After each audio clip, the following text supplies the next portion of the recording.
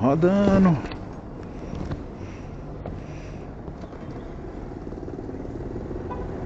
Rodando. 6:01 da quinta-feira, amanhã é sexta. Amanhã é o único dia que o alemão acerta falando sextou. Nos outros 4 dias ele erra.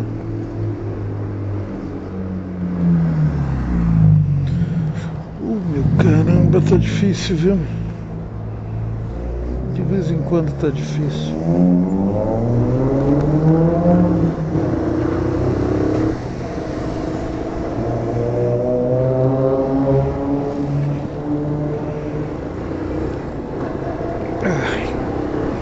Vamos lá, tchau trampo, até amanhã.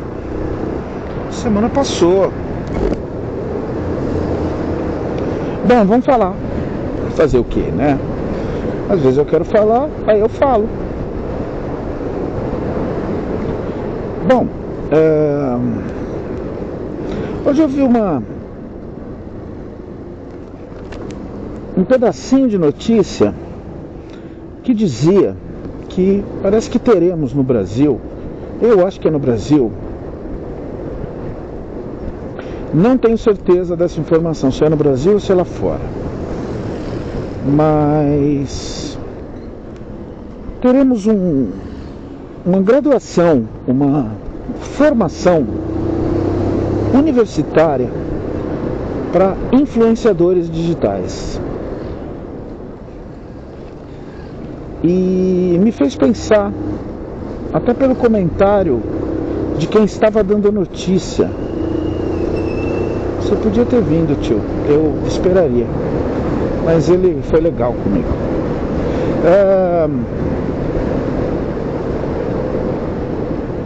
E inicialmente nos dá aquela certa impressão de, puta, só faltava isso também.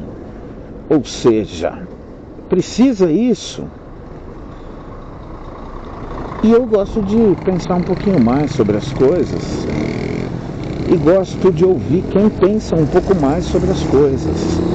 Quem pensa um pouco melhor no assunto. Quem verifica realmente o que isso pode ou não querer fazer e efetivamente fazer. E eu cheguei à mesma conclusão muito rápido de quem estava dando a notícia. Que bom. Que bom. Fiquei feliz. Sabe por quê? Porque sem regra não tem critério, não tem julgamento, não tem uma prática regulamentada, não tem ética. E isso é bom, cara, isso é bom. Isso é sinal de evolução do pensamento social. Essa é a função de um tomador de decisão, de negócio, de governo. Essa é a função, pensar nesse tipo de coisa. Sabe por quê, gente? É assim. Aí vai ter um pouquinho da minha parte pessoal, de como eu penso, um pouquinho do que eu acho que as pessoas pensam. Eu me lembro quando teve no ano passado a tal da CPI das Bets, né? O começo desse assunto e tal, aonde estava se fingindo, né? Porque eu sempre fico muito puto com essa questão de CPIs, né? Ainda mais com um congresso dessa merda de categoria. E o intuito era fazer uma investigação e dar andamento a questões, vamos dizer que até pela vice-presidente, a Soraya Tronic, uma direitista de esquerda, ela foi a relatora, né, se eu não me engano. Ela foi muito bem, demonstrando denunciando e encaminhando à Procuradoria-Geral da República e aos órgãos específicos o que ela entendeu sobre o assunto. Agora, claro que não aconteceu nada e meu objetivo não é falar da CPI. Mas apareceu lá para depor, e aí foi que chamou a atenção, porque virou notícia no Brasil todo, uma tal de Virgínia Fonseca. Eu nunca havia visto ela mais azul. Nunca tinha ouvido falar nesse nome como alguma coisa de importância, de relevância, na mídia que fosse.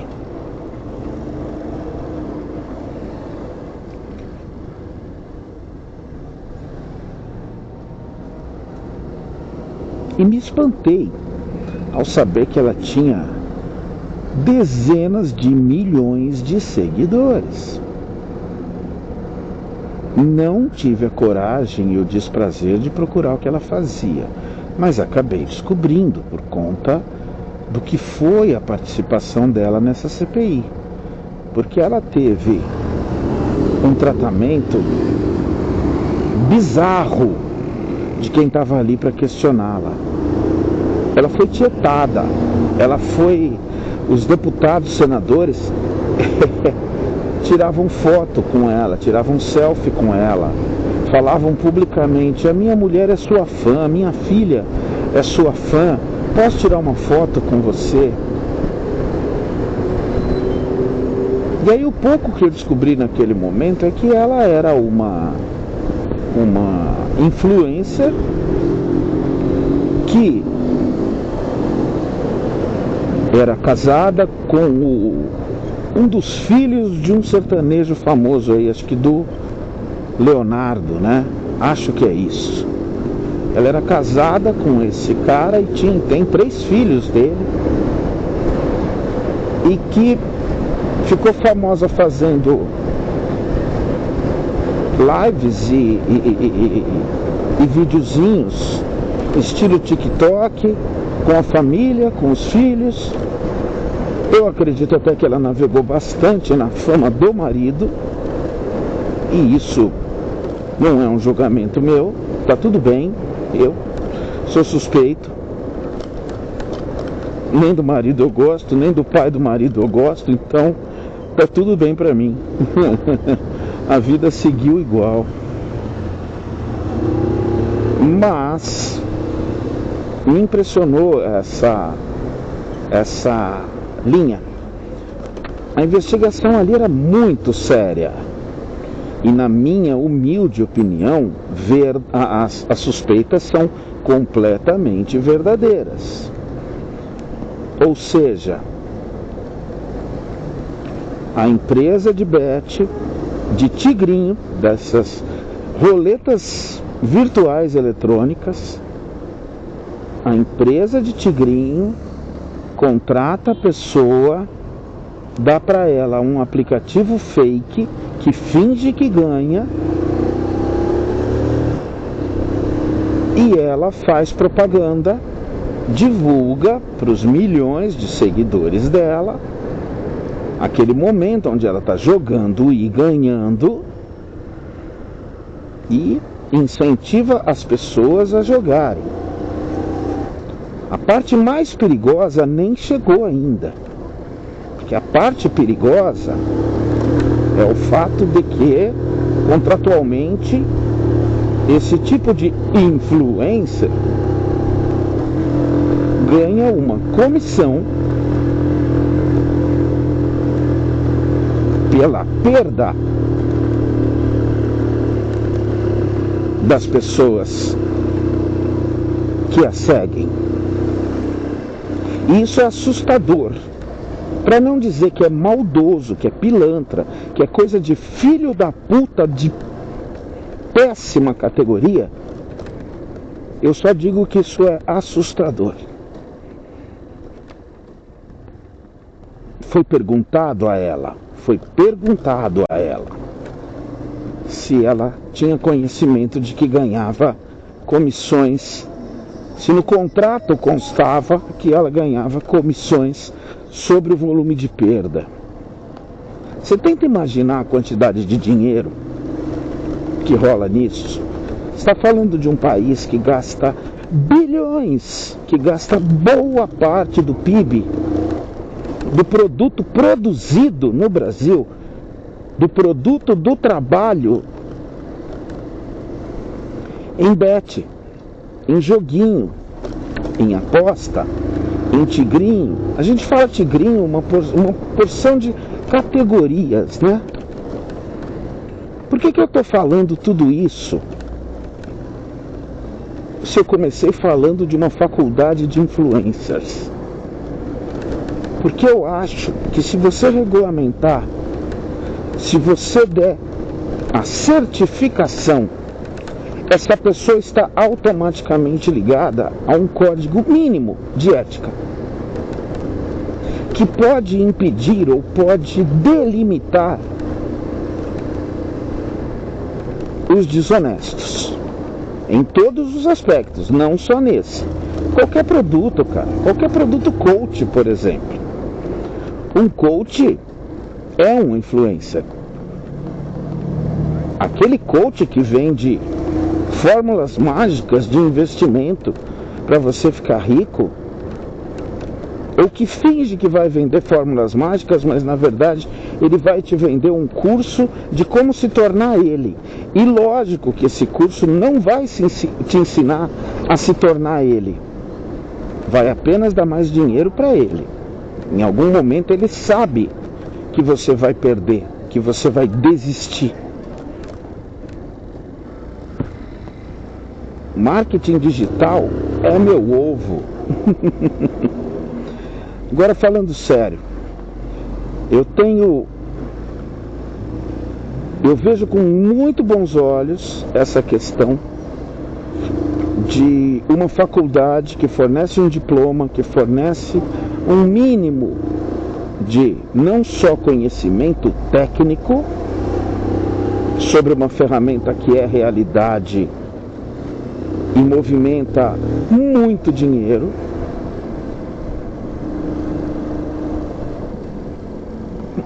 vejo com muito bons olhos uma regulamentação que possa dar também noções de lei, também noções de ramos de negócios, também noções de responsabilidade sobre a sua liberdade de expressão.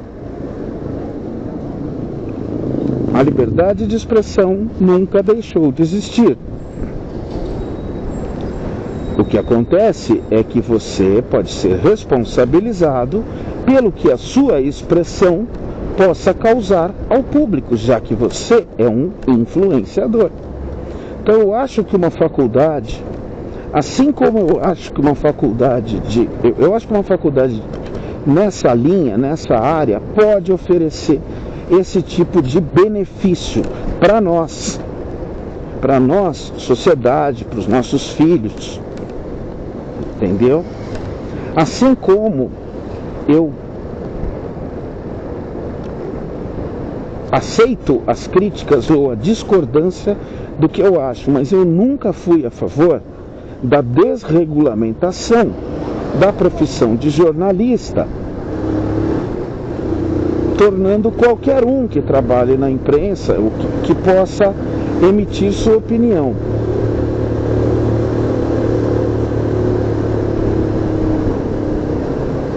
Nossa, como está tranquilo aqui hoje, é tão raro isso.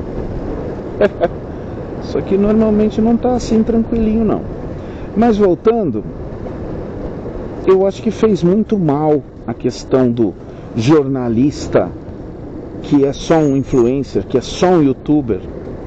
Eu acho que o cara, para pegar o microfone ou para sentar na frente do computador e emitir uma reportagem, uma matéria, uma informação, ele tem que ser jornalista, porque o jornalista tem aulas específicas sobre a investigação da notícia, sobre o sigilo da fonte, sobre a regra legal para aquela divulgação e assim por diante. E um comentarista de futebol, por exemplo, fala nisso hoje, conheci o Rosinei, o volante do Corinthians do início dos anos 2000,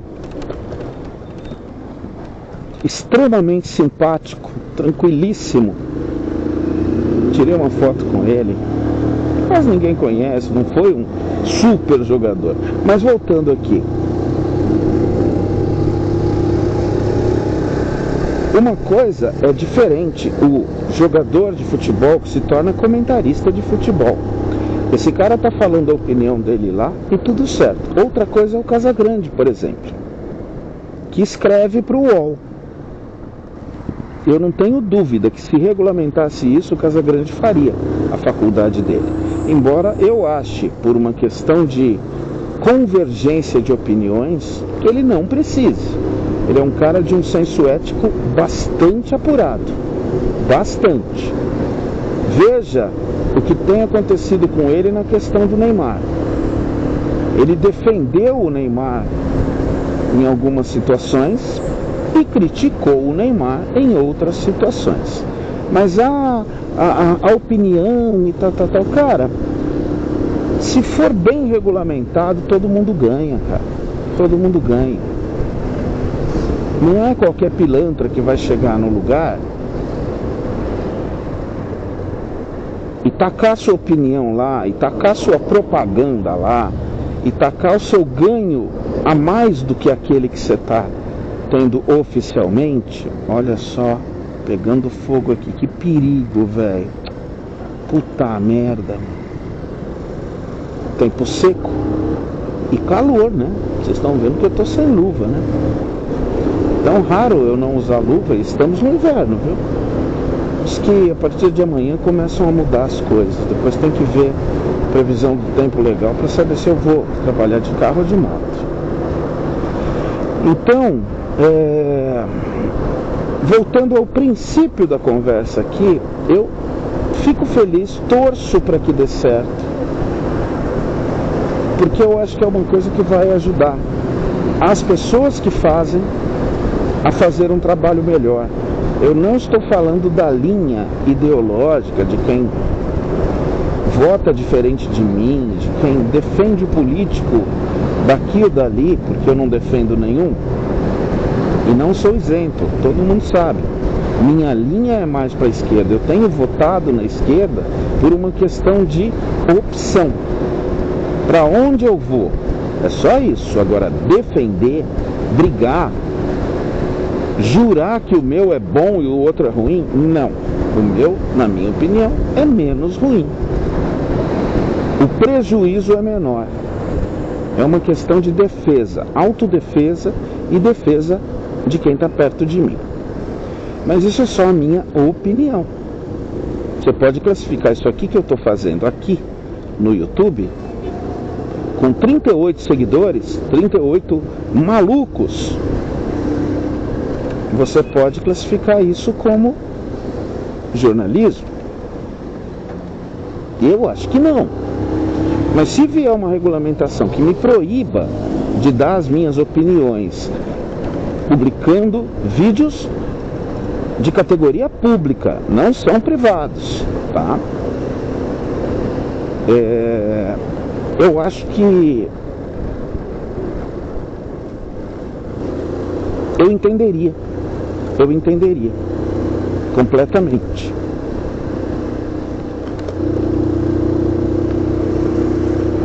Cara, a gente tem que entender que comunicação hoje, com todo mundo tendo acesso a se comunicar com o mundo online, é necessário que haja uma educação específica para isso.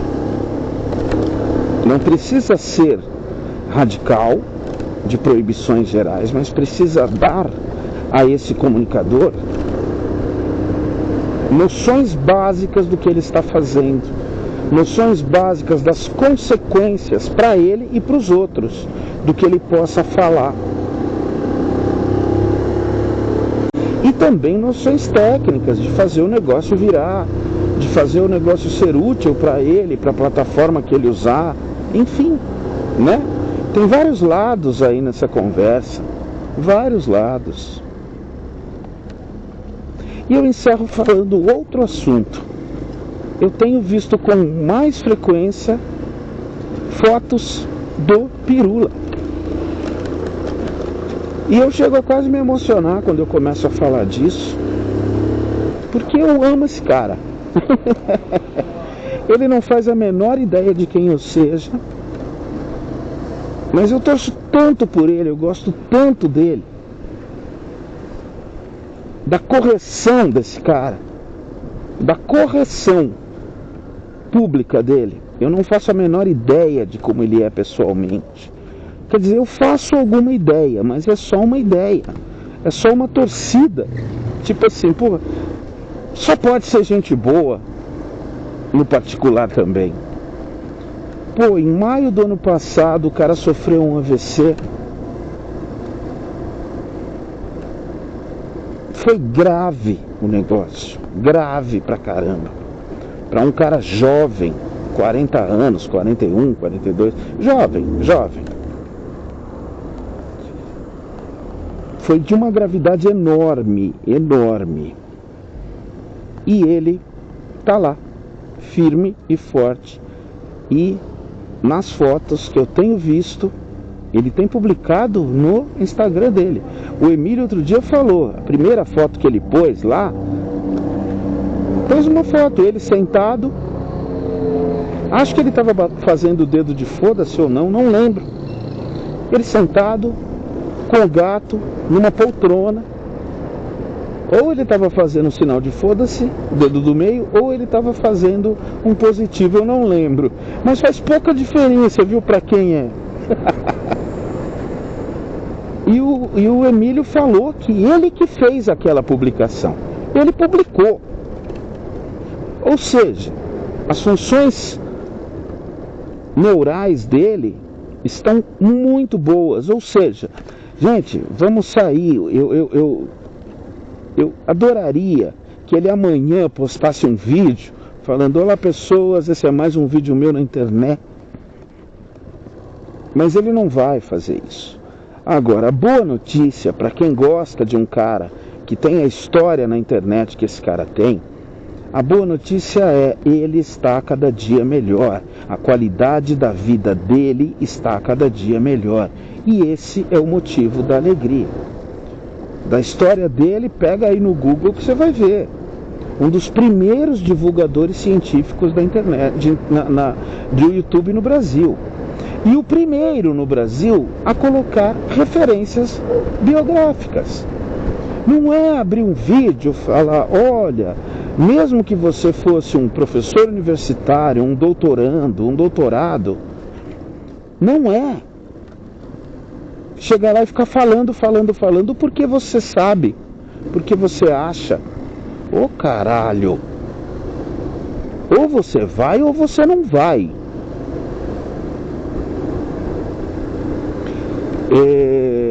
Ele corretamente, eticamente, colocava a referência biográfica ali. Ou seja, o estudo tal sobre a evolução mostra isso de acordo com o doutor não sei que lá, da universidade tal.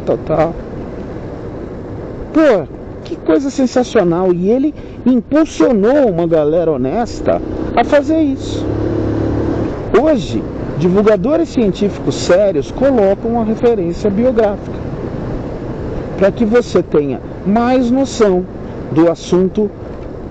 Se você é um estudante da área ou qualquer coisa assim, um profissional da área, você pode ter o estudo ali que ele está colocando ali para você. Isso é bondade, de verdade.